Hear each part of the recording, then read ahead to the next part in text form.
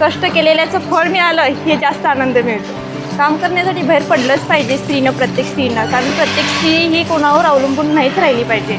जे प्रत्येकाची काय परिस्थिती एकसारखी नसत्या, ज्याचं परिस्थिती नसते किंवा दुसरी बाकी कोणतीही अडचण असतात, त्यासाठी प्रत्येक स्त्रीला बाहेर पडणं हे गरजेचंच आहे. आणि ते तिच्या दृष्टीनं ते पण चांगलं आहे की ती स्वतःच्या जीवावर आपल्या मुलांना किंवा आपली घरचं व्यवस्थित सगळं सांभाळू शकते, हे एवढंच आहे.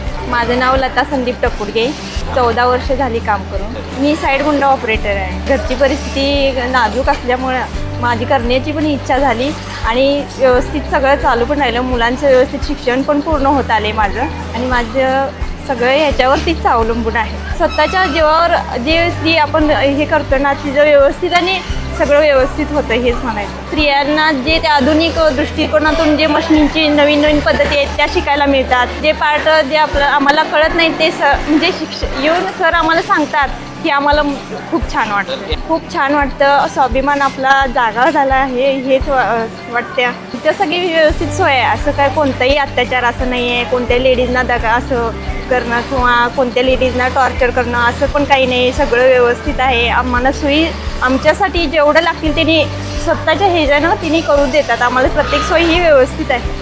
इथे काम म्हणजे फक्त नोकरी नाही, इथे काम म्हणजे स्वाभिमानाची ओळख.